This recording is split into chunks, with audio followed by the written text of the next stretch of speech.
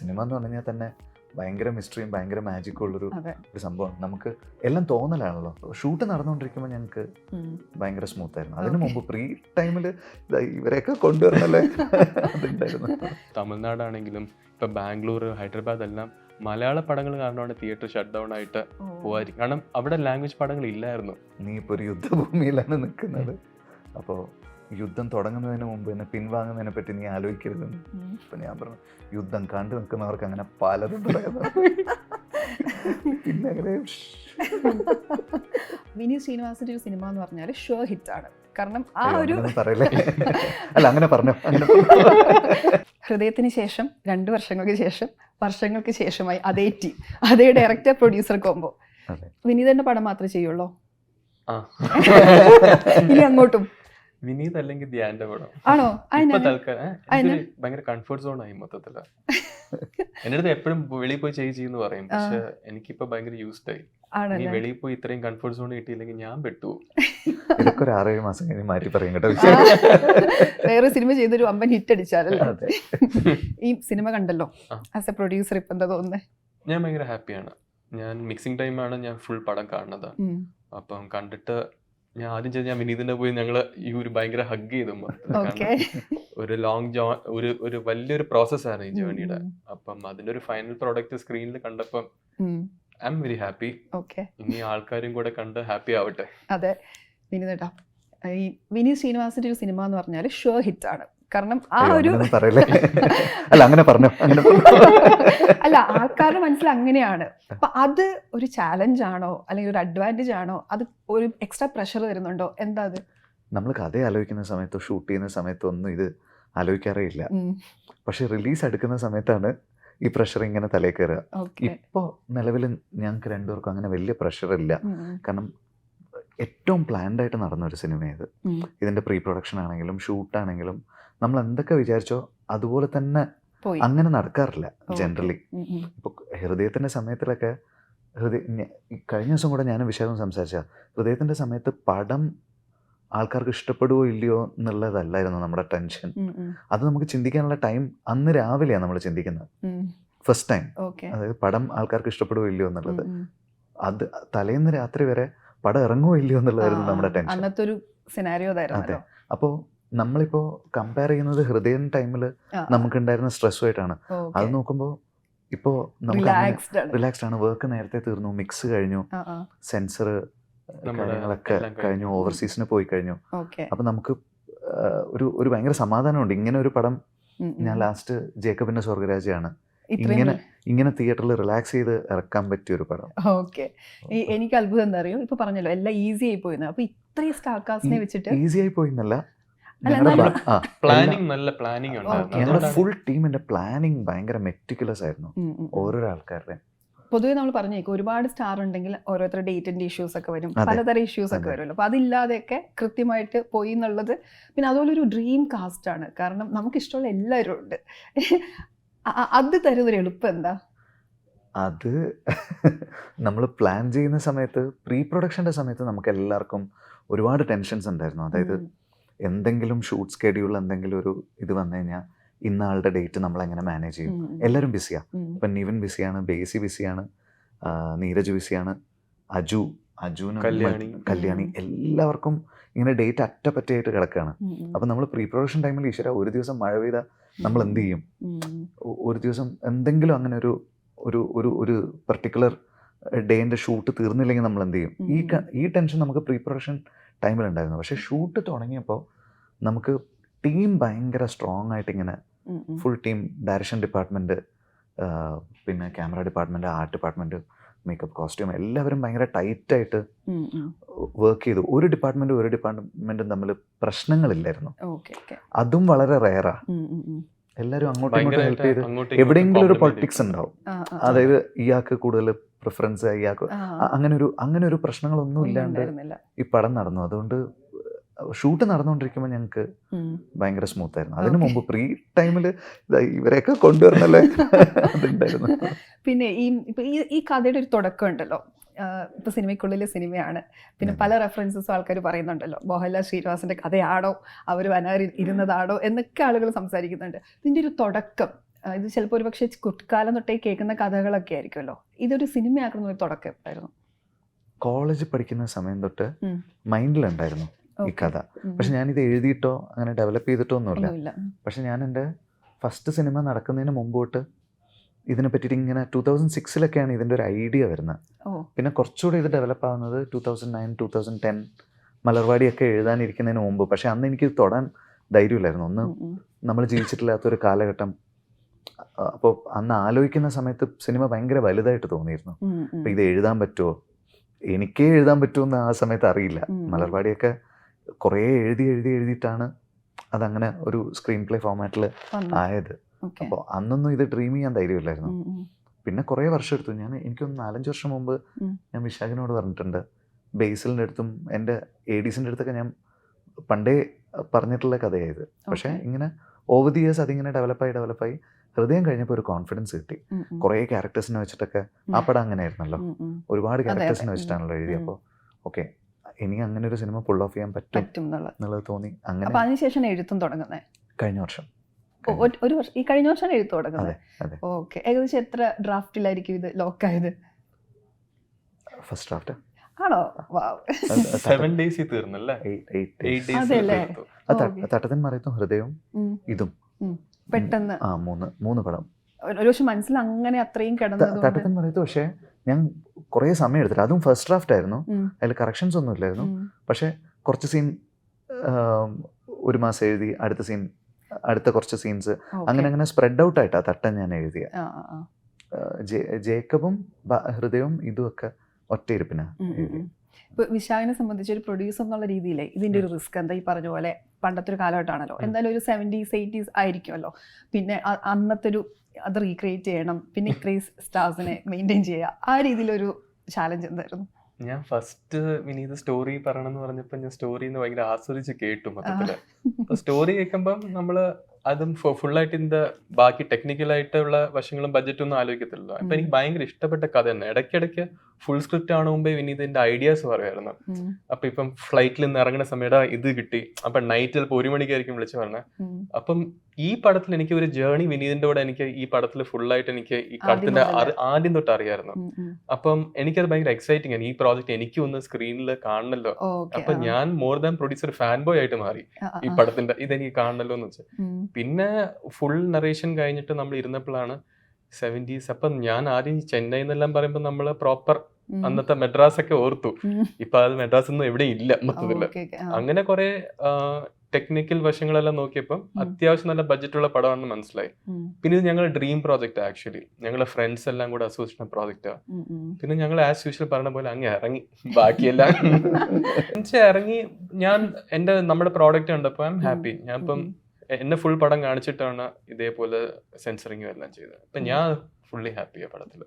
ഇപ്പൊ എഴുതുമ്പോഴേ അയ്യോ ഇത് പുൾ ഓഫ് ചെയ്യാൻ ബുദ്ധിമുട്ടായിരിക്കും, പ്രൊഡ്യൂസർക്ക് ബുദ്ധിമുട്ടായിരിക്കും, ആ ചിന്ത വരാറുണ്ടോ? ഇല്ല, അങ്ങനെ ആലോചിച്ചിട്ടില്ല.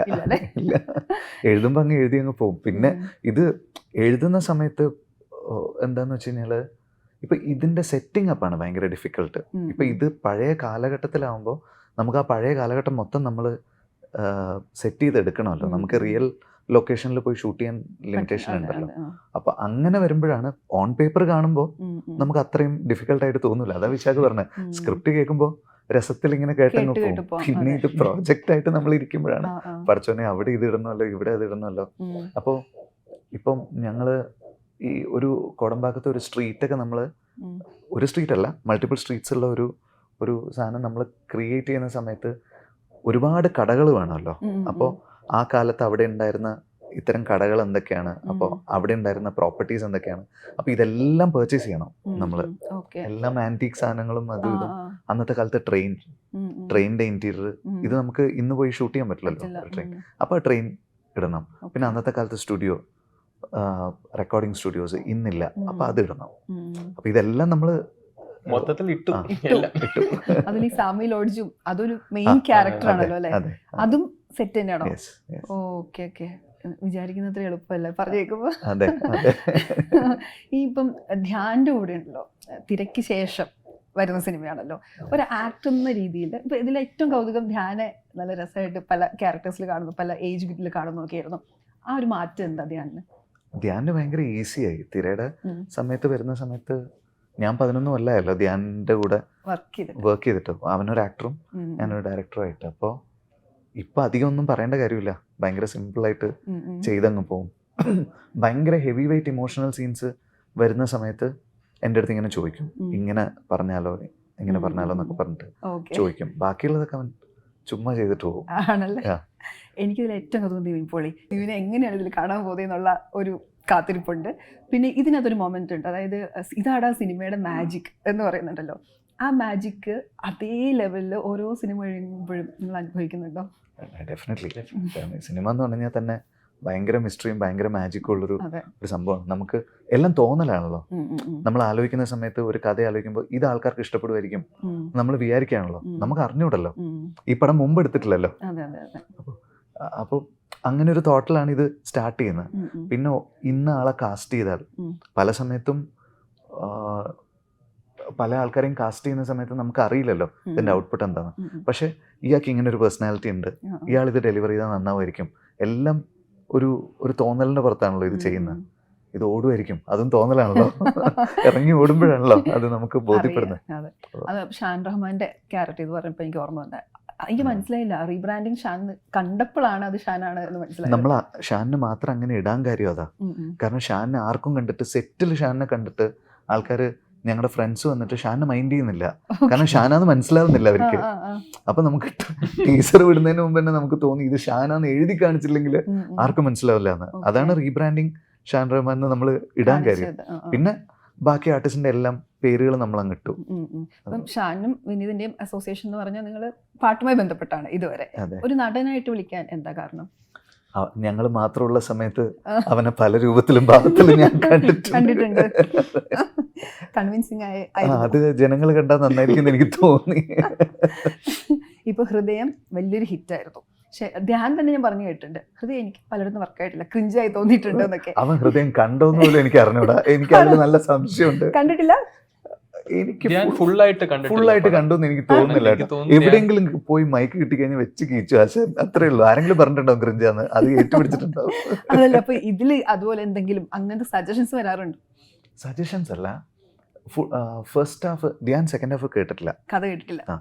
ഫസ്റ്റ് ഹാഫ് കേട്ടിട്ട് ആദ്യം ഇങ്ങനെ ഇന്റർവൽ ബ്ലോക്ക് ആയപ്പോഴേക്കും അവന് സംഭവം നന്നായിട്ട് വർക്കായി. അപ്പോൾ എന്നോട് ചോദിച്ചു ഇത് എത്ര ദിവസം ഷൂട്ട് ചെയ്യുന്നതെന്ന് ചോദിച്ചു. ഞാൻ പറഞ്ഞു ഒരു 46 ദിവസം ആണ് നമ്മൾ ചാർട്ട് ചെയ്തത്, ചിലപ്പോൾ അതിന് മുമ്പ് തീരും. ഞങ്ങൾ 40 days തീർന്നു പക്ഷേ പടം. അപ്പോൾ 46 days ആണ് ചാർട്ട് ചെയ്തതെന്ന് പറഞ്ഞു. 46 days ഇതെങ്ങനെ ചെയ്യാം? 46 days ഈ ഫസ്റ്റ് ഹാഫ് തന്നെ ചെയ്യാനുണ്ടാവുമല്ലോ, ഇതെന്തിനാ ഇങ്ങനെ അടിച്ചു തീർക്കുന്നതെന്നൊക്കെ പറഞ്ഞിട്ട്. അങ്ങനെ ഞാൻ പറഞ്ഞു അടിച്ചു തീർക്കുകയല്ല ധ്യാനെ, നമുക്ക് പ്രോപ്പർ പ്ലാനിങ് ഉണ്ട്, തീരും. അപ്പോൾ നമ്മൾ എക്സസ് ഒന്നും എടുക്കുന്നില്ല, പടത്തിന് ആവശ്യമുള്ളതേ എടുക്കുന്നുള്ളൂ. അത് ഓൾറെഡി പ്ലാൻഡ് ആണ്. എടുക്കാൻ പോകുന്ന ഷോട്ടുകളും എല്ലാം നമ്മൾ ഫിക്സ്ഡ് ആണ്. അപ്പോൾ ടൈം അത്രേ വരുള്ളൂ, കൂടിയാലും ഒരു 2-3 ദിവസമേ ഉണ്ടാവുള്ളൂ. അപ്പം അത് പറഞ്ഞ് കഴിഞ്ഞപ്പോൾ ഓക്കെ പറഞ്ഞിട്ട് പിന്നെ 1-2 സാധനം ഇപ്പം നമ്മൾ ട്രെയിലറിൽ ബിഗിനിങ്ങിൽ വിട്ട ഒരു കൈനോട്ടക്കാരൻ്റെ ഒരു സാധനമാണല്ലോ. അതെ. അപ്പോൾ ധ്യാനം ഇങ്ങനെ ഒരു സാധനം പാട്ടിനകത്ത് ഒരു മോണ്ടാഷ് പോലെ ആഡ് ചെയ്താൽ നന്നായിരിക്കും പറഞ്ഞിട്ട്. അപ്പോൾ ഓക്കെ അത് ആഡ് ചെയ്താൽ നന്നായിരിക്കും, കാരണം അതിനൊരു ചെറിയൊരു റെലവൻസ് ഉണ്ട് പടത്തിൽ. അപ്പോൾ അങ്ങനെ 1-2 സാധനങ്ങൾ പറഞ്ഞു. അത് ഒരു 3-4 പറഞ്ഞു, അതിൽ 2 നമ്മൾ സിനിമയിൽ എടുത്തിട്ടുണ്ട്. ഇപ്പോൾ ഈ സിനിമയുടെ ട്രെയിലറിൽ തന്നെ പറയുന്ന പോലെ നീ എന്ത് പറഞ്ഞാലും വിശ്വസിക്കുന്ന മണ്ടൻ പ്രൊഡ്യൂസർ ആണോ, വിനീതന്റെ പടം മാത്രമേ ചെയ്യുള്ളൂ എന്ന് പറഞ്ഞുകൊണ്ട് ചോദിച്ചത്? ഇല്ല, എനിക്ക് ലാസ്റ്റ് 2 പടം ഇപ്പം വർഷങ്ങൾക്ക് ശേഷം മുമ്പ് ഹൃദയമായിരുന്നു. ഹൃദയത്തും എനിക്ക് സബ്ജക്റ്റ് ഭയങ്കരമായിട്ട് വർക്കായിരുന്നു. വർഷങ്ങൾക്ക് ശേഷം ഞാൻ പറഞ്ഞില്ല, ഈ ഒരു ജേണി എനിക്ക് ഭയങ്കര ഇതായിരുന്നു. കാരണം എന്റെ കല്യാണത്തിന്റെ 2 ദിവസം മുമ്പ് ഞങ്ങൾ അവസാനം വിനീത് ട്രാൻഡത്ത് വന്നിരുന്നു. അന്ന് ഞാൻ കല്യാണത്തിന്റെ എല്ലാം ഒരുക്കങ്ങളിൽ മാറ്റി വെച്ച് വിനീത് ജസ്റ്റ് 7:30 കണ്ടുപോകാന്ന് പറഞ്ഞപ്പോ അന്ന് ഞങ്ങൾ 7:30 to 10:30 വരെ പടത്തിന്റെ കാര്യമാണ് സംസാരിച്ചുകൊണ്ടിരുന്നത്. അപ്പൊ അത്രയും ഇൻവോൾവ് ആയിരുന്നു വർഷങ്ങൾക്ക് ശേഷത്തിന്റെ പ്രോജക്റ്റില്. ഞാൻ അന്ന് കുറച്ച് സീൻസ് പറഞ്ഞു കൊടുത്തു വിശാഖന്, എഴുതിയിട്ടുണ്ടായിരുന്നല്ല, ജസ്റ്റ് എന്റെ മൈൻഡിലുള്ള പോലെ. അപ്പൊ അത് കേട്ടപ്പോ ആള് ഭയങ്കര എക്സൈറ്റഡ് ആയിരുന്നു. അപ്പൊ പിന്നെയാണ് അയ്യോ അടുത്ത ദിവസം കല്യാണമാണ് മറന്നുപോയി. അപ്പൊ അത്രയും ഇൻവോൾവ് കാരണം അന്ന് ഞാൻ കുറെ മിസ്സിംഗ് ആയിരുന്നു. അപ്പൊ എവിടെ പോയിരുന്നെല്ലാം ചോദിച്ചപ്പോ ഇല്ല, ഞാൻ വേറെ ഡ്രസ്സ് ഫിറ്റിംഗ് എന്നെല്ലാം കുറച്ച് സമയം എടുത്തെന്ന് പറഞ്ഞിട്ട് കവറപ്പ് ചെയ്യായിരുന്നു. ഇപ്പൊ ഞാൻ നമ്മുടെ ഇന്റർവ്യൂവിന് ശ്രീനി സാറിനെ വിളിച്ചു. എന്നിട്ട് വിനീതന്റെ ആരും അറിയില്ലാത്ത എന്തെങ്കിലും കഥയുണ്ടെ പറഞ്ഞു തരുമോ ചോദിച്ചു. ആ കഥയിലേക്ക് പിന്നെ വരാം. അതിന് പുള്ളി പറഞ്ഞു ഇത് എൻ്റെ ലാലിന്റെ ഒക്കെ എന്തൊക്കെയോ ആണെന്ന് തോന്നുന്നു, അത് എൻ്റെ അടുത്ത് ഒന്നും പറഞ്ഞില്ല എന്ന്. ഞാൻ ഫസ്റ്റ് ഹാഫ് പറഞ്ഞിരുന്നു. ആണോ? ഓ, ഫുള്ളായിട്ട് അറിയില്ല. അത് ഫുള്ളായിട്ട് അറിയില്ല. ഫസ്റ്റ് ഹാഫ് ഫുള്ള് പറഞ്ഞിരുന്നു. അതെ അല്ലേ? ഓക്കെ. ഈ പറഞ്ഞ പോലെ അവരുടെ എന്തെങ്കിലും അങ്ങനെയല്ല, ആ കാലഘട്ടത്തിന്റെ ഒരു ഇൻസ്പിറേഷൻ ഭയങ്കരമായിട്ടുണ്ട്. ഉണ്ട്. അവര് ഇന്ന ആൾക്കാരെന്നല്ല, അന്ന് നമുക്കിപ്പോൾ ഇഷ്ടമുള്ള അന്നത്തെ കാലത്ത് വന്ന ഒരുപാട് ആളുകളുടെ ലൈഫ് സ്റ്റോറീസും ഒക്കെ ഇൻസ്പയർ ചെയ്തിട്ടുണ്ട്. ഈ സ്വാമീസ് ലോഡ്ജൊക്കെ പ്രിയനങ്ങളും സുരേഷ് കുമാരങ്ങളും ഈവൻ അവരൊക്കെ താമസിച്ചിട്ടുള്ളതാണ് അവിടെ. അവിടെ ഒരു 9ാം റൂം നമ്പർ 9ാമത്തെ റൂം നമ്പർ അവര് താമസിച്ചതാണ്. ഞങ്ങൾ റൂം നമ്പർ 9 ഇട്ടിട്ട് തന്നെയാണ് അവിടെ ഷൂട്ട് ചെയ്തത്. അപ്പൊ അപ്പുനെയും ധ്യാനെയൊക്കെ. അപ്പോൾ പിന്നെ അച്ഛൻ പറഞ്ഞിട്ടുള്ള കുറെ കഥകൾ, ഇവരൊക്കെ വരുന്ന സ്ഥലമായിരുന്നു ഈ ഉമാ ലോഡ്ജും സ്വാമീസ് ലോഡ്ജും ഒക്കെ. അപ്പൊ ഇതുമായിട്ടൊക്കെ ബന്ധപ്പെട്ടിട്ടുള്ള നമ്മൾ ചെറുപ്പം തൊട്ടേ മാഗസീനിൽ വായിച്ച കഥകളും ഞാൻ കേട്ടിട്ടുള്ള കഥകളും ആൾക്കാർ പല സമയത്തും ഇന്നസെന്റങ്ങളൊക്കെ പറഞ്ഞിട്ടുള്ള കഥകളുണ്ട്, മുകേഷ് അങ്കിൾ പറഞ്ഞിട്ടുള്ള കാര്യങ്ങളുണ്ട്, പ്രിയനങ്ങൾ പറഞ്ഞു തന്നിട്ടുള്ള കാര്യങ്ങളുണ്ട്. ഇങ്ങനെ പലരിടത്തു നിന്നും നമ്മൾ കേട്ട കുറച്ച് കാര്യങ്ങൾ ഈ സിനിമയിൽ ഇങ്ങനെ ഫസ്റ്റ് ഹാഫിൽ വന്നിട്ടുണ്ട്. സെക്കൻഡ് ഹാഫ് പിന്നെ ഞങ്ങളിപ്പോൾ എക്സ്പോസ്ഡ് ആയിട്ടുള്ള ഒരു ഇൻഡസ്ട്രിയുടെ ഒരു റിഫ്ലക്ഷനാണ്. അതും ഇപ്പോൾ അങ്ങനെ ഒരു സംഗതി നമ്മൾ കണ്ടിട്ട് ഉദയനാണ് താരാണല്ലോ, അങ്ങനെ നമ്മൾ കണ്ടിട്ടുള്ളൊരു അതെ. അത് പക്ഷെ അവിടെ നിന്നൊക്കെ ഒരുപാട് മാറിയല്ലോ, സിനിമയുടെ ഒരു അറ്റ്മോസ്ഫിയർ തന്നെ മാറിയല്ലോ. അപ്പൊ അതിന്റെയൊക്കെ റിഫ്ലക്ഷൻസ് ഉണ്ടാവും പടത്തില്. ഇതില് ഒന്നുമില്ലെങ്കിലും പാട്ടിത്തെ 30 സെന്റ് സ്ഥലം ഉണ്ടല്ലോ, പാട്ടിൻകാരനായ അച്ഛനെ കുറിച്ച് തന്നെ എഴുതാണോ? ഇല്ല, പാട്ടിത്തെ അച്ഛന് സ്ഥലമില്ല, അമ്മയ്ക്ക് സ്ഥലമുള്ളൂ.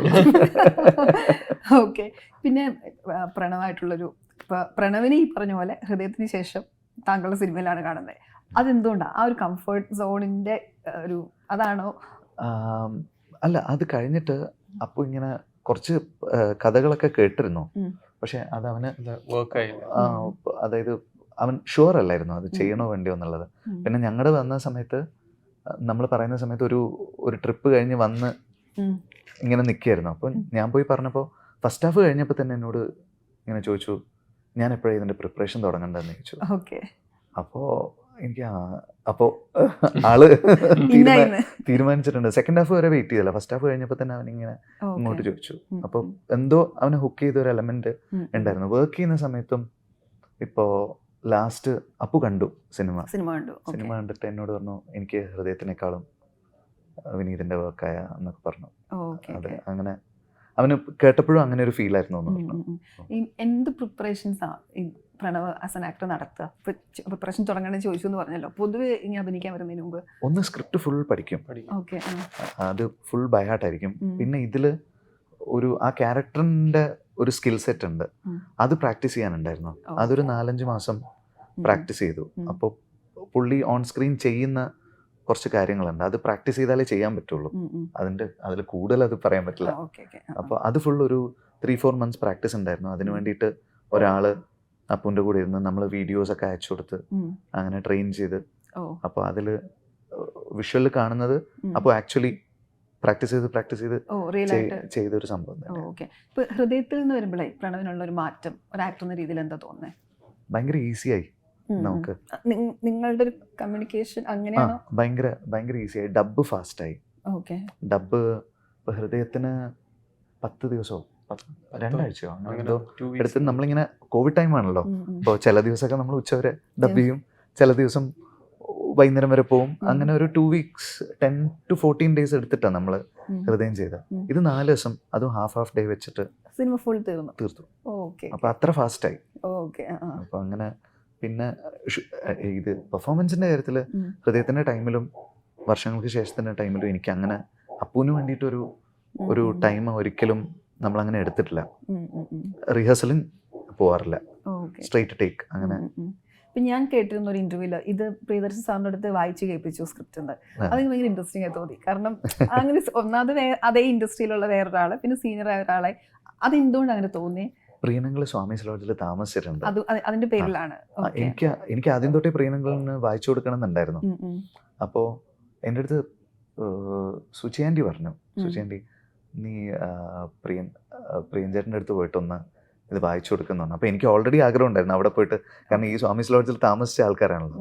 അപ്പം ഞാനിങ്ങനെ പറയുന്ന സമയത്ത് അപ്പോൾ പ്രീനങ്ങൾ കുറച്ച് കാര്യങ്ങൾ ആ ലോഡ്ജിൽ നടന്ന കാര്യങ്ങൾ ഉം. ഒക്കെ എനിക്ക് ഇങ്ങോട്ട് പറഞ്ഞു തന്നു. ഉം, ഉം. അപ്പോൾ അതിൽ 1-2 സാധനങ്ങൾ നമ്മൾ ഇതിൽ ആഡ് ആഡ് ചെയ്തിട്ടുണ്ട്. ഓ. മെയിനായിട്ട് ഒരു സീക്വൻസ് അങ്ങനെ നമ്മൾ ആഡ് ചെയ്തിട്ടുണ്ട്. Okay okay.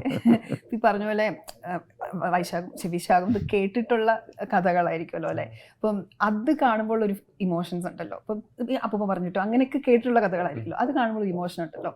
സിനിമ കണ്ടാൽ സന്തോഷം പറഞ്ഞു, എന്നാൽ പോലും അന്നത്തെ കാലഘട്ടം എന്താ തോന്നിയത്? ആ ഒരു മൊമെന്റ് എന്തായിരുന്നു? ഇത് ഞാൻ വീട്ടിൽ ആക്ച്വലി നമ്മൾ ടീസർ ട്രെയിലറെല്ലാം കണ്ടപ്പം ഉം. നമ്മുടെ ഫാമിലി മെമ്പേഴ്സ് എല്ലാം കുറെ പേരെ വിളിച്ചിരുന്നു. ഉം. അല്ലെങ്കിൽ അന്നത്തെ ജനറേഷനിലുള്ള ആൾക്കാര്, ഉം. കാരണം സിനിമയുടെ ഒരു അന്നത്തെ കുറെ ഓർമ്മകൾ ഈ ടീസറും ട്രെയിലറെല്ലാം കണ്ടപ്പം പോയി എന്ന് പറയാം, എസ്പെഷ്യലി ട്രെയിലർ. ഉം, ഉം, ഉം. അപ്പം അവർക്കൊരു നൊസ്റ്റാൾജിയ എല്ലാം അടിച്ചത് മൊത്തത്തില്. ഓക്കെ. പിന്നെ നമ്മുടെ ഈ പോസ്റ്റ് ഇറങ്ങുന്ന സമയത്ത് വിനീത് ഉം. ഇങ്ങനെ കാറിന്റെ ഒരു നമ്പർ വേണമെന്ന് പറഞ്ഞപ്പോ എന്റെ ഗ്രാൻഡ് ഫാദറുടെ കാർ നമ്പറാണ് ആക്ച്വലി ഉപയോഗിച്ചത്. 2244 2244. അത് ഞാൻ ചോദിക്കുമായിരുന്നു, 2255 ആക്കാത്ത അല്ല, അത് ആക്ച്വലി ഗ്രാൻഡ് ഫാദറുടെ യൂസ് ചെയ്ത കാർ നമ്പർ ആയിരുന്നു. അപ്പം ഓക്കെ. അത് പെട്ടെന്ന് ആക്ച്വലി ഞാനായിട്ടില്ല, വിനീത് ഇങ്ങനെ പറഞ്ഞപ്പം, പക്ഷെ അതെന്റെ ഫാമിലി മെമ്പേഴ്സിനെല്ലാം ഭയങ്കരമായിട്ട് അത് ഒരു നൊസ്റ്റാൾജിയ ഫീലിംഗ് കൊണ്ടുവന്നു. അപ്പൊ അങ്ങനത്തെ കുറെ ഇമോഷൻസ് ഉണ്ട്. ഈ പടം കണ്ടപ്പോ എനിക്കും അത് കുറെ അന്നത്തെ കാലഘട്ടം എല്ലാം ഞാൻ കണ്ടിട്ടില്ല, കേട്ടിട്ടേ ഉള്ളൂ. അപ്പൊ കേട്ടപ്പോ കുറെ കാര്യങ്ങൾ ഇങ്ങനെ തോന്നി. ഓക്കെ. ഈ 2244 പറയുമ്പോൾ അത് കണ്ടപ്പോ ഞാൻ വിചാരിച്ചേ 2255 ആക്കാത്തതെന്ന്. പിന്നെ അതുപോലെ കുറച്ച് വെള്ളം ചേർക്കാല്ലേ. ഇപ്പൊ തന്നെ എനിക്ക് തോന്നുന്നു റീൽസ് ഒക്കെ വന്നു തുടങ്ങി, നാടോടിക്കാറ്റില് മറ്റേ പാലില് വെള്ളം ചേർക്കുന്നതുമായി കണക്ട് ചെയ്തിട്ട്. കണ്ടിരുന്നോ? ഇല്ല, കണ്ടില്ല. വന്നു തുടങ്ങിയിട്ടുണ്ട്. 6 പാട്ടാണോ അതിലുള്ളത്? ജൂക്ക് ബോക്സിൽ അങ്ങനെ കണ്ടിരുന്നു. ഇനി 2 songs ഇനിയും കുറച്ച് പാട്ട് റിലീസ് ആവാനുണ്ട്. ഇറങ്ങാണ്ട്. അതെ, ഓക്കെ. ജൂക്ക് ബോക്സിന്റെ ഒരു ഇനി എത്ര 3-4 പാട്ട് വരാനുണ്ട്. അപ്പൊ ടോട്ടലി എത്രയുണ്ട്? ഹൃദയം പോലെ തന്നെയാ? ഹൃദയം അത്രയില്ല, 8-9 പാട്ടുണ്ട്. എനിക്ക് കറക്റ്റ് അറിഞ്ഞൂടാ. കാരണം അതിൻ്റെ അകത്ത് ഇപ്പം നമ്മൾ ആൽബത്തില് ഒരു തീം ആഡ് ചെയ്തിട്ടുണ്ട്. പിന്നെ 2-3 മൈനസ് ട്രാക്സും അവർക്ക് എക്സ്ട്രാ ട്രാക്സ് വേണമെന്ന് പറഞ്ഞപ്പോൾ നമ്മൾ കുറച്ച് മൈനസ് ട്രാക്സും കൂടെ ഉൾപ്പെടുത്തിയിട്ട് കൊടുത്തിട്ടുണ്ട്. കാരണം എപ്പോഴും ഈ പടം ഇറങ്ങിക്കഴിഞ്ഞാൽ ഇൻസ്റ്റയിൽ മെസ്സേജ് വരും, ചേട്ടാ ഈ പാട്ടിന്റെ കരോക്കെ അയച്ചു തരുമെന്ന്. അപ്പം നമ്മളായിട്ട് തന്നെ ഇപ്രാവശ്യം ആ കരോക്കെ അടക്കമാണ് 14 ട്രാക്സ് വരുന്നത്. ഓക്കെ. ഈ ട്രെയിലറിന്റെ എൻഡിൽ വരുന്ന സോങ്ങില്ല, തമിഴ് പാട്ട്, അത് എനിക്ക് ഭയങ്കരമായിട്ട് ട്രെയിലർ കാണുമ്പോൾ തന്നെ ഇങ്ങനെ ഉള്ളിൽ ഇങ്ങനെ വരുന്നുണ്ട്. തിയേറ്ററിൽ എങ്ങനെയാണ് ഇന്ന് ആ ഒരു ആകാംക്ഷയുണ്ട് കാണാൻ. ഈ പാട്ട് പറഞ്ഞപ്പോഴാ ഞാൻ കേട്ടിട്ടുണ്ട്, കുഞ്ഞിലെ ഇപ്പൊ ഭക്ഷണമൊന്നും ഇപ്പൊ ഭയങ്കര ഫുഡ് ചെയ്യാന്നറിയാം, കുഞ്ഞിലെ ഫുഡൊന്നും കഴിക്കില്ലായിരുന്നു, എന്തൊക്കെ കാഴ്ചകൾ കാണിച്ചു കൊടുത്താലും ഫുഡ് കഴിക്കില്ല, പക്ഷെ പാട്ട് പ്ലേ ചെയ്ത് കൊടുത്താ അപ്പൊ ഭക്ഷണം കഴിച്ചോളും. ഈ പാട്ട് ജനിച്ചപ്പോഴേ ഉള്ളിൽ കയറിയ സാധനമാണോ? അച്ഛനാണ് പറഞ്ഞത്. അച്ഛനാണ് എൻ്റെ അടുത്തും പറഞ്ഞത്. എനിക്ക് ഓർമ്മയിലില്ല അത്. അപ്പോൾ ചെറുപ്പത്തിൽ ഇങ്ങനെ പാട്ടിട്ട് വന്നു കഴിഞ്ഞാൽ അതെ, ഒന്നും അറിയാണ്ട് ഇങ്ങനെ വാ തുറന്നു കൊടുത്തോളും. അത് ഞാൻ കേട്ടിട്ടുണ്ട്, എനിക്ക് പക്ഷെ എൻ്റെ ഓർമ്മയിലില്ല അത്. ഇപ്പൊ ഞാനൊരിക്കൽ പറഞ്ഞിട്ടുണ്ടല്ലോ, ചേട്ടന് ഭയങ്കര ഈസി ആയിട്ടാ പെട്ടെന്ന് മ്യൂസിക് ഇട്ടെങ്കിൽ എലിവേറ്റ് ചെയ്യാൻ ഈസിയാണ്.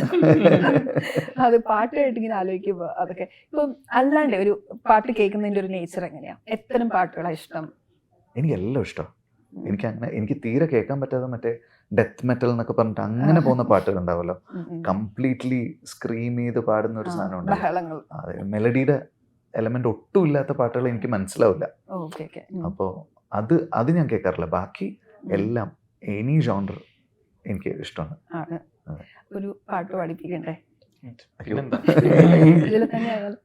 ഓക്കെ. മധുപകരൂ നീ താരകേ, മനസ്സിലെ മോഹം നീയേ, നീ അധരങ്ങൾ ചേരും നേരം മായികലോകം പുൽകുന്നേ പുന്നാരേ, കൊതിച്ചിട്ടും വരാനെന്തേ വൈകിനി, കൊതിച്ചിട്ടും വരാനെന്തേ വൈകിനി. ആ പോർഷൻ നല്ല രസമുണ്ട്, കൊതിച്ചിട്ടും വരാനെന്തേ. ഇതില് മ്യൂസിക് ഡയറക്ടറിലേക്ക് വന്നത് ബോംബെ ശ്രീമാന്റെ മോനാണ് അല്ലേ? അപ്പൊ എങ്ങനെ അതിലേക്ക് വന്നേ? അമൃത്തിനെ ഞാനിങ്ങനെ ഒരു ദിവസം ഇങ്ങനെ കാണണമെന്ന് പറഞ്ഞ് വീട്ടിൽ വന്ന് പരിചയപ്പെട്ട് അന്ന് എനിക്ക് കുറേ പാട്ടുകളുടെ ഡെമോ ഇങ്ങനെ കേൾപ്പിച്ചു തന്നു. അത് പലതും റിലീസ് ചെയ്തിട്ടില്ലായിരുന്നു. ഇൻഡിപെൻഡന്റ് മ്യൂസീഷ്യനായിട്ട് അമൃതിന്റെ കുറച്ച് പാട്ടുകൾ റിലീസായിട്ടുണ്ട്. അതിൽ മനസ്സേന്ന് പറഞ്ഞൊരു പാട്ടുണ്ട്, അത് ഒരുപാട് പേർക്ക് ഇഷ്ടമുള്ള പാട്ടാണ്. അത് കേട്ടിട്ട് എനിക്ക് ഇഷ്ടപ്പെട്ടിട്ടുണ്ടായിരുന്നു. പക്ഷേ ഈ പാട്ടുകൾ റിലീസ് ചെയ്യാത്ത പാട്ടുകൾ കേട്ടപ്പോൾ ഭയങ്കര ഒരു റെട്രോ ഫീൽ ഉണ്ടായിരുന്നു. അപ്പം അങ്ങനെ ഞാനിങ്ങനെ ഒന്ന് ചോദിച്ചു നോക്കിയാലോ എന്ന് വിചാരിച്ച് അങ്ങനെ ചോദിച്ചപ്പോൾ അവനും ഇൻട്രസ്റ്റ് ഉണ്ടായിരുന്നു. ബാക്ക്ഗ്രൗണ്ട് സ്കോർ ചെയ്യുമോ എന്ന് ചോദിച്ചു. അപ്പോൾ ചെയ്യും, അവൻ്റെ ഒരു ടീം ഓഫ് മ്യൂസീഷ്യൻസ് ഉണ്ട് എന്നൊക്കെ പറഞ്ഞിട്ട് ഭയങ്കര കോൺഫിഡൻ്റ് ആയിട്ട് ആണ് അവൻ സംസാരിച്ചത്. അപ്പോൾ ഒന്ന് ട്രൈ ചെയ്ത് നോക്കാമെന്ന് വെച്ചു. ആദ്യത്തെ പാട്ട് തന്നെ രണ്ടാമത്തെ സ്ക്രാച്ചിൽ ത്രൂ ആയിരുന്നു. പിന്നെയുള്ളതെല്ലാം ഓൾമോസ്റ്റ് ആദ്യം വരുന്ന സാധനം തന്നെ എനിക്ക് ഓക്കെ ആയിരുന്നു. അതെ. ഈ പാട്ട് ചെയ്യുന്ന ആ സമയത്തൊക്കെ കൂടെ ഇരിക്കാറുണ്ടോ അതോ എങ്ങനെയാ? ഞാൻ ഇതുവരെ ഹിഷാമിന്റെ കൂടെയും ഷാന്റെ കൂടെ ഒക്കെ ഞാൻ കൂടെ ഇരിക്കാറുണ്ട് കൂടുതലും. അമൃത്തിന്റെ കൂടെ ഞാൻ കൂടെ ഇരുന്നിട്ടേ ഇല്ല. അപ്പോൾ ബാക്ക്ഗ്രൗണ്ട് സ്കോറും ഒക്കെ ഇവരാദ്യം ചെയ്യും, പിന്നെ ഞാൻ ചെന്ന് കേൾക്കും. ആ പ്രോസസ്സും എനിക്ക് ആദ്യമായിട്ടാ. അപ്പം ഞാൻ കുറേ പഠിച്ചു. മറ്റേതല്ലെങ്കിൽ നമുക്ക് അറിയുന്ന കാര്യങ്ങളാണല്ലോ നമ്മൾ പറയുക. അപ്പോൾ ഇതിപ്പോൾ വേറെ മ്യൂസീഷ്യൻസ് വർക്ക് ചെയ്തിട്ട് പിന്നെ നമ്മളത് കേൾക്കുമ്പോൾ അവരുടെ ഒരു സാധനം കൂടെ വരുമല്ലോ. ഇപ്പോൾ ചില ബാക്ക്ഗ്രൗണ്ട് സ്കോർ ചെയ്യുമ്പോൾ എസ്പെഷ്യലി എനിക്ക് എല്ലാ സ്ഥലത്തും ഫില്ല് ചെയ്ത് പോകുന്നത് താല്പര്യമില്ലാത്ത കാര്യമാണ്. അപ്പം ഞാൻ ഇന്ന സീനിന് മ്യൂസിക് വേണ്ടെന്ന് പറയും. സൈലൻസ് അങ്ങനെ കീപ്പ് ചെയ്ത് എനിക്ക് ആംബിയൻസും ഫോളിയും വെച്ച് പ്ലേ ചെയ്യാലോ ആ സീൻ. അപ്പോൾ ഇവർക്ക് എന്താണെന്ന് വെച്ച് കഴിഞ്ഞാൽ ഇവർക്ക് ആ സീൻ കാണുമ്പോൾ വേറൊരു ഫീൽ ആയിരിക്കും. അപ്പോൾ ഇവരവിടെ ചെറിയൊരു സാധനം ചെയ്തു വെച്ചിട്ടുണ്ടാവും ഞാൻ വേണ്ടെന്ന് പറഞ്ഞു കഴിഞ്ഞാൽ. പിന്നെ അത് കേൾക്കുമ്പോൾ അയ്യോ ഇത് നല്ലതാണല്ലോ, ഇത് വെച്ചത് നന്നായി എന്ന് തോന്നി. അങ്ങനെ കുറേ ബാക്ക്ഗ്രൗണ്ട് സ്കോറിന്റെ ടൈമിൽ എസ്പെഷ്യലി സർപ്രൈസ് ചെയ്ത കുറേ കാര്യങ്ങൾ ചെയ്തിട്ടുണ്ടായിരുന്നു അവർ. പൊതുവെ വിനീതനെ കാണുമ്പോൾ ഒരു ശാന്തനായ വ്യക്തി എന്നാണ് നമ്മൾ തോന്നുക. സെറ്റിൽ എങ്ങനെയാണെന്ന്? സെറ്റിൽ ഭയങ്കരമായിട്ട് ഇതേപോലെ ശാന്തമാണ്, എല്ലാം ഭയങ്കര കൂളായിട്ട് എല്ലാം എടുക്കും. പക്ഷെ നമ്മളെ സെറ്റ് ഇല്ലാത്ത സമയത്തെല്ലാം ഭയങ്കര വേറൊരു മുഖമുണ്ട്, ഭയങ്കര എനർജി ലെവല മൊത്തത്തിൽ എല്ലാത്തിനും. അല്ലാണ്ട് ദേഷ്യപ്പെടില്ല അങ്ങനെയൊന്നുമില്ല? ദേഷ്യപ്പെടുന്ന വളരെ റയർ ആണ്. ആ ദേഷ്യപ്പെടുന്നത് വന്ന പിന്നെ അവിടെ നിന്ന് ഓടിക്കണം, പിന്നെ സ്കൂട്ടായിക്കണം, അവിടെ നിൽക്കരുത്. പിന്നെ ഒരു 5-6 മണിക്കൂർ കഴിഞ്ഞ് പോയാൽ ഓക്കെ ആവും. പക്ഷെ അത് വളരെ 1% അത്രയ്ക്കേ ഉള്ളൂ. അത് അത്രയ്ക്ക് നമ്മുടെ ഭാഗത്ത് എന്തെങ്കിലും വന്നാൽ മാത്രം. ഈ പണ്ട് അച്ഛനോട് യുദ്ധം കണ്ടോണ്ടിരിക്കുന്നവർക്ക് അങ്ങനെ പലതും പറയാം, പക്ഷെ യുദ്ധഭൂമിയിൽ ഇറങ്ങിയാലേ അറിയൂ. ആ കഥ ഓർമ്മയുണ്ടോ? അല്ല, അത് ഞാൻ ഹോസ്റ്റലിൽ ഉണ്ടായിരുന്ന സമയത്ത് എനിക്ക് എല്ലാവരോടും ദേഷ്യമായിരുന്നു. എന്നെ മദ്രാസിലൊരു സ്ഥലത്ത് കൊണ്ടിട്ടിട്ട് എനിക്കാണെങ്കിൽ ഈ അവിടുത്തെ ബാത്റൂം എനിക്ക് വൃത്തിയില്ലാത്തൊരു അന്തരീക്ഷത്തിൽ ഞാൻ അതിന് മുമ്പ് ജീവിച്ചിട്ടില്ല. എനിക്ക് ബാക്കിയൊന്നും പ്രശ്നമില്ല. അപ്പൊ ബാത്റൂം ഒന്നും കയറാൻ പറ്റുന്നില്ല, ചുമരിലൊക്കെ ഇങ്ങനെ ഉണ്ടാവും. അപ്പോൾ അത് നമുക്ക് ശീലമില്ലല്ലോ. എസ്പെഷ്യലി നമ്മൾ കേരളത്തിൽ ജീവിച്ചിട്ട് എല്ലാ വീടുകളും വൃത്തിയായിട്ട് വെക്കുന്ന ഒരു സ്ഥലമാണല്ലോ നമ്മുടെ നാട്. അവിടുന്ന് പെട്ടെന്ന് അപ്പുറത്തേക്ക് പോയപ്പോൾ എനിക്കത് പറ്റുന്നേ ഇല്ല ഹോസ്റ്റല്. അപ്പോൾ ആ സമയത്ത് ഞാനിങ്ങനെ അമ്മേനെ ഡെയിലി വിളിച്ചിട്ട്, അപ്പം നമുക്ക് ഗേറ്റ് പാസ് കിട്ടൂല, പുറത്തു പോയാലേ വിളിക്കാൻ പറ്റുള്ളൂ. അപ്പോൾ സ്കൂള് കഴിഞ്ഞിട്ട് ബാക്കി പിള്ളേർ ഇറങ്ങുന്ന കൂട്ടത്തിൽ അവരുടെ കൂടെ ഇറങ്ങിപ്പോയിട്ട് പിന്നെ വേറൊരു ഗേറ്റ് ഉണ്ട് അധികം സെക്യൂരിറ്റി നിൽക്കാത്ത, ആ ഗേറ്റിൽ ചാടി കയറിയിട്ട് വേണം തിരിച്ചു കയറാൻ. അപ്പോൾ ഇത്രയും സ്ട്രഗിൾ ചെയ്തിട്ടാണ് പുറത്ത് പോയിട്ട് ഫോൺ ചെയ്യേണ്ടത്. അപ്പോൾ ഫോൺ ചെയ്തിട്ട് ഞാൻ അമ്മേനെ വിളിച്ച് കരച്ചിലാണ്, അമ്മ എനിക്കിത് പറ്റുന്നില്ല, എന്നെ എന്തിനാണ് നാട്ടിൽ ഞാൻ ഇതിന് മാത്രം നിങ്ങളോട് എന്ത് ദ്രോഹം ചെയ്തെന്നൊക്കെ പറഞ്ഞിട്ട് ഭയങ്കര മെലോ ഡ്രാമയായിരുന്നു. അപ്പോൾ മെലോ ഡ്രാമയല്ല, ഡ്രാമയായിരുന്നു. അപ്പോൾ എന്നിട്ട് ഒരു ദിവസം അച്ഛൻ എന്നെ കാണാൻ വന്നു. അപ്പോൾ അച്ഛൻ ഈരാളിയങ്കിൾ എന്ന് പറഞ്ഞ അച്ഛൻ്റെ ഒരു ഫ്രണ്ടിൻ്റെ കൂടെ വന്ന. അപ്പോൾ അച്ഛൻ ഈരാളിയങ്കിളിനോട്, പിന്നെ ഈരാളിയങ്കിൾ പറഞ്ഞതാ, ഇവൻ ചെറിയവനെ പോലെയല്ല, ഇവനോട് പറഞ്ഞു നിൽക്കണമെങ്കിൽ നമ്മൾ ആദ്യമേ ചില കാര്യങ്ങൾ പ്രിപ്പയർ ചെയ്ത് പോകണം എന്നൊക്കെ പറഞ്ഞിട്ട് അച്ഛൻ കാറിൽ വരുമ്പോഴേ ഡയലോഗൊക്കെ പ്രിപ്പയർ ചെയ്ത് വന്നു. നീ ഇപ്പോൾ ഒരു യുദ്ധഭൂമിയിലാണ് നിൽക്കുന്നത്, അപ്പോൾ യുദ്ധം തുടങ്ങുന്നതിന് മുമ്പ് തന്നെ പിൻവാങ്ങുന്നതിനെ പറ്റി നീ ആലോചിക്കരുതെന്ന്. അപ്പം ഞാനാണെങ്കിൽ ഹോസ്റ്റലിൽ കുളിക്കാൻ വെള്ളം ഇല്ലാഞ്ഞിട്ട് പൈപ്പ് തുറന്നിട്ട് പണ്ടാരടങ്ങിയിട്ടാണ് അപ്പം അച്ഛൻ വന്നു എന്ന് പറഞ്ഞിട്ടാണ് കാണാൻ വരുന്നത്. അപ്പോഴാണ് എന്നോട് ഇത് പറയുന്നത്. അപ്പം ഞാൻ പറഞ്ഞു, യുദ്ധം കണ്ടു നിൽക്കുന്നവർക്ക് അങ്ങനെ പലതും പറയുന്നത്. പിന്നെ അങ്ങനെ എൻ്റെ അടുത്ത് പറഞ്ഞപ്പോൾ പറയായിരുന്നു, പക്ഷെ അന്ന് ഞാൻ അവനെ കണ്ടപ്പോൾ എനിക്ക് സങ്കടമായിപ്പോയി, ഒരു പേക്കോലും പിടിച്ചിരിക്കുകയായിരുന്നു. ഇന്നീ കഥ പറഞ്ഞപ്പോൾ പറയായിരുന്നു. ഞാൻ അവസാനമായിട്ട് ഒരു കാര്യം ചെയ്യും. ഇപ്പോൾ ഈ ഇടയ്ക്ക് അനുരാഗ് കശ്യപ് ഒരു ഇന്റർവ്യൂവിൽ ഇങ്ങനെ പറയുന്നുണ്ടായിരുന്നു, ഇന്നത്തെ ഫിലിം മേക്കേഴ്സ് എന്ന് പറഞ്ഞാൽ അവർക്ക് ലൈഫല്ല റെഫറൻസ്, അവർക്ക് സിനിമകളാണ് റെഫറൻസ്. അപ്പോൾ അത് ആ ഒരു പേടിയുണ്ട്, ഇനിയുള്ള നല്ല സിനിമകൾ ഉണ്ടാവുമോ എന്നൊക്കെ. പൊതുവെ ആ ഒരു അറ്റ്മോസ്ഫിയർ എന്താ തോന്നുന്നത്? അങ്ങനെ ഇതിൻ്റെ ഒരു ബ്ലെൻഡ് വരുമ്പോൾ കറക്റ്റായിട്ടൊരു ഏരിയയിൽ നമ്മളെത്തും.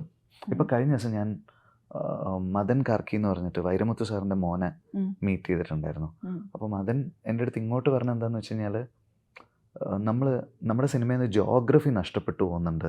ഉം. അതായത് എവിടെയോ നടക്കുന്നൊരു കഥ ഉം. ഉം. ആദ്യം തൊട്ട് അവസാനം വരെ ഭയങ്കര മാസ് മസാല പരിപാടികളുണ്ട്, അടിയുണ്ട്. പക്ഷേ ഇത് എവിടെയാണ് നടക്കുന്നത്, ഇവരൊക്കെ ആരാ, ഇങ്ങനെയുള്ള ആൾക്കാരെ നമ്മൾ ചുറ്റും കാണുന്നില്ലല്ലോ എന്നാണ് ഉം. ഉം. നമുക്കുണ്ടാവുന്നൊരു ഫീല്. കാണുമ്പോൾ ഒരു അഡ്രിനാലിൻ ഉണ്ട്, ഇറങ്ങിക്കഴിഞ്ഞാൽ ഒന്നുമില്ല. പക്ഷേ മലയാള സിനിമ അങ്ങനെയല്ലല്ലോ. ഉം.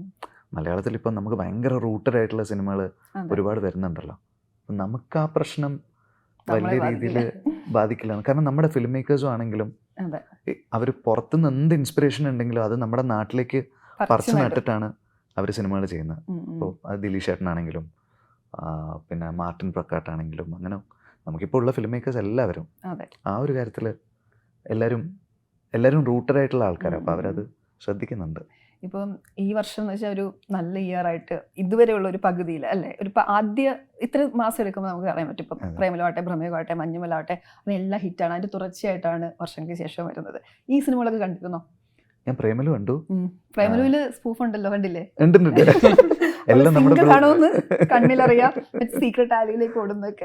അതെ. അത് റിലീസിന് മുമ്പ് എനിക്ക് സംഘു മെസ്സേജ് അയച്ചു. അമൽ ഡേവിസ് ഉണ്ടല്ലോ, ചേട്ടാ ചെറിയ ഹൃദയം ട്രോൾ ഉണ്ട്. ഞാൻ പറഞ്ഞു നന്നായിടാ, ഇക്കൊല്ലം സംസാരിക്കട്ടെ ആൾക്കാർ പടത്തിനെ പറ്റിട്ടെന്ന് പറഞ്ഞു. അപ്പോൾ അത് പ്രേമലു കണ്ടു. പ്രേമലു എനിക്ക് ഭയങ്കരമായിട്ട് വർക്കായിരുന്നു. മഞ്ഞുമല കണ്ടു. എനിക്ക് ഭ്രമയുഗം കാണാൻ പറ്റിയിട്ടില്ല. ആണോ? ആ സമയത്ത് നമ്മുടെ ബാക്ക്ഗ്രൗണ്ട് സ്കോർ നടന്നുകൊണ്ടിരിക്കുകയായിരുന്നു. Okay okay. മഞ്ഞുമല വന്നപ്പോൾ എൻ്റെ തൊട്ടടുത്ത തിയേറ്ററിലായിരുന്നു. ആ, ആ, മഞ്ഞുമല എല്ലാ തിയേറ്റേഴ്സിലും ഇറങ്ങിയല്ലോ. അവിടെ ഉണ്ടല്ലേ ചെന്നൈയില്? വീട്ടിൽ നിന്ന് ഒരു 2 മിനിറ്റേ ഉള്ളൂ, വാക്കബിൾ ഡിസ്റ്റൻസിലാണ്. ഓക്കെ. അപ്പൊ ഞാൻ പോയി കണ്ടു.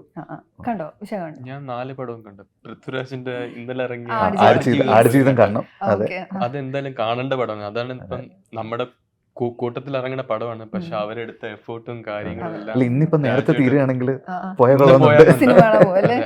എല്ലാ പടങ്ങളും ഇപ്പൊ ഞാൻ ഒരു എക്സിബിറ്ററും കൂടെ ആയതുകൊണ്ട് ഉം, ഉം. ലാസ്റ്റ് ഒരു മന്തിനുള്ള തിയേറ്ററുകാർക്ക് ഒരു ഭയങ്കര ഫെസ്റ്റിവൽ ആയിരുന്നു. ഉം. ഒരിക്കലും ഫെബ്രുവരിയിൽ ഇങ്ങനെ ഒരു മാജിക് അതെ, നടക്കാറില്ല. അതെ. ഉം. ഇപ്പൊ ഞാൻ വെളിയിൽ സ്റ്റേറ്റ്സിൽ അന്വേഷിച്ചപ്പോ തമിഴ്നാടാണെങ്കിലും ഇപ്പൊ ബാംഗ്ലൂർ, ഹൈദരാബാദ് എല്ലാം മലയാള പടങ്ങൾ കാരണമാണ് തിയേറ്റർ ഷട്ട് ഡൗൺ ആയിട്ട് ഓ. പോവാതിരിക്കും. കാരണം അവിടെ ലാംഗ്വേജ് പടങ്ങൾ ഇല്ലായിരുന്നു. ഉം, ഉം, ഉം. അപ്പൊ അത് കാണുമ്പോൾ നമുക്കൊരു ഹാപ്പിയാണ്. കണ്ടിന്യൂസ് ഒരു 4 ഫിലിംസ് അതെ. ബാക്ക് ടു ബാക്ക് നന്നായി ഹിറ്റ്. വർക്ക് ആവുന്നു. അത് കഴിഞ്ഞ് ഞങ്ങള് എല്ലാരും Yes. ഏപ്രിലിൽ വരുന്നു. അപ്പൊ അതൊരു പ്രൗഡാണ്. കാരണം ഇപ്പൊ നമ്മള് ചെന്നൈയിലെല്ലാം വിളിക്കുമ്പോ ഞങ്ങളുടെ പടം ഉണ്ട്, റിലീസ് വേണം, അയ്യോ വേണം സാർ. ഇപ്പം ആ Okay. സ്റ്റേജിൽ വരെ ഈ 4 പടങ്ങൾ കൊണ്ട് എത്തിച്ചു. ഉം, ഉം. എന്തോ ഒരു മാജിക് നടന്നുകൊണ്ടിരിപ്പുണ്ട്. അതെ, അത് ആ. നമുക്ക് ഫീൽ ചെയ്യുന്നുണ്ട്. കാരണം ഇപ്പൊ ഹൃദയത്തിന് മുമ്പൊക്കെ ഇപ്പൊ ആദ്യമായിട്ടാണ് തമിഴ്നാട്ടിൽ നിന്ന് ഇന്റർവ്യൂസിന് വേണ്ടിയിട്ട് ഇത്രയും വിളികൾ വരുന്നത്. ഓ, ഓക്കെ. ഞാനിപ്പോ വരുന്നുണ്ട് അല്ലേ?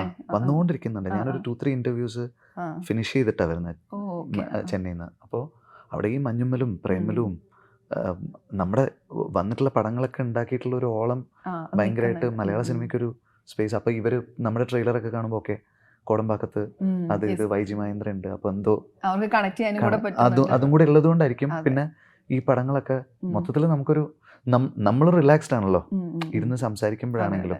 നമുക്കറിയാം ഫെബില് ആൾക്കാർ ഇത്രയും സിനിമകൾ കാണാൻ മലയാളികൾ പോയിട്ടുണ്ടെങ്കിൽ വിഷുവിന് ഡെഫിനറ്റ്ലി ആൾക്കാർ വരും എന്നുള്ളൊരു പ്രതീക്ഷ നമുക്കുണ്ട്. നിങ്ങളുടെ കൂടെയാണ് ആവേശവും പിന്നെ അതെ. ജയ് ഗണേഷും ജയ് വരുന്നുണ്ട്. അതെ, ഈ കോമ്പറ്റീഷനെ കുറിച്ച് ഓർക്കുമ്പോൾ എന്താ ഇല്ല, തോന്നുന്നത്? എല്ലാം നമ്മുടെ ഫ്രണ്ട്സ്. എല്ലാം നമുക്ക് അടുപ്പമുള്ള ആൾക്കാരാണ്. ആൾക്കാരാണ്. അപ്പൊ ഇതെല്ലാം ഓടട്ടെ, എല്ലാം ഓടുന്നുണ്ടല്ലോ. സൈമിൾട്ടേനിയസ് ആയിട്ടല്ലേ ഫെബിൽ എല്ലാ പടങ്ങളും ഓടിയ. അപ്പൊ ഏപ്രിലും അങ്ങനെ ഓടട്ടെ. അത് എല്ലാരും പണിയെടുത്തിട്ട് തന്നെ ഒരു സിനിമ ചെയ്യുന്നു. അതെ. അപ്പൊ സിനിമ വമ്പൻ ഹിറ്റ് ആവട്ടെ. Thank you so much. Thank you so much. Thank thank you so much. Thank you.